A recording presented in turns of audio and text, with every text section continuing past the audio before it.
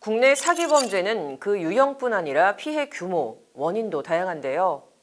해마다 증가 추세를 보이는 사기 범죄, 해결 방안은 없을까요? 신예림 기자가 전문가와 만나 이야기를 들어봤습니다.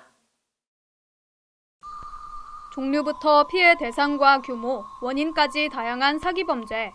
사기 범죄의 증가 추세를 막기 위해서는 어떻게 해야 할까? 그간 여러 사기 사건을 다뤄온 김정묵 변호사는 크게 사법적, 사회적, 개인적 세 가지 방향으로 접근해 살펴볼 수 있다고 말했습니다. 김 변호사는 먼저 사법적인 방안으로 양형 기준 조정을 꼽았습니다. 사기 범죄 증가 원인으로 낮은 형량이 지목된 만큼 양형 수위를 높여야 한다는 것입니다. 여기에 범죄 수익 환수에 대한 사법 절차도 적극적으로 집행돼야 한다고 덧붙였습니다. 징역형이나 이런 형을 높이는 것도 있지만 이제 사기 범죄로 인해서 환득한 수익을 그거를 환수하는 절차들, 그러니까 환수 절차가 집행이 적극적으로 이루어져야지 내가 사기 범죄를 해서 징역형을 살고 나오더라도 금원이 있다. 그 사기 범죄를 취득한 금원이 있으니까 내가 몇 년 살고 나와도 돼. 이런 식의 인식이 없어져야 된다고 생각합니다. 김 변호사는 특유의 대인관계 문화 때문에 아는 사이 간 거래, 계약 시에는 문서 대신 구두 문화가 자리 잡은 것도 주요 원인이라고 지적했습니다.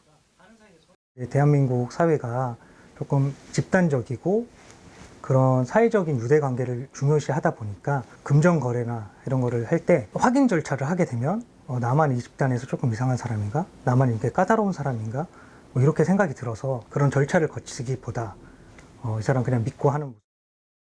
그러면서 모든 관련 문서는 실물로 확인하고 공증이나 계약서 등 서면 작성을 생활화하는 문화가 만들어져야 한다고 강조했습니다.